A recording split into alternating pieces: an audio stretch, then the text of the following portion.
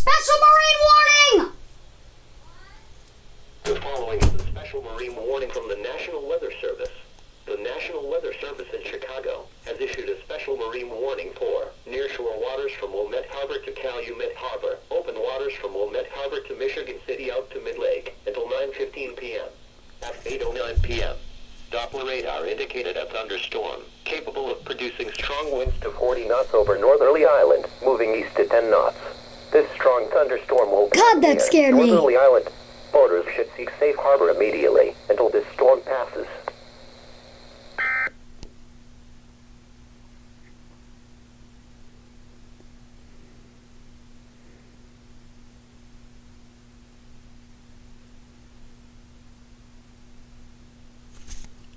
Yeesh, that scared me to death!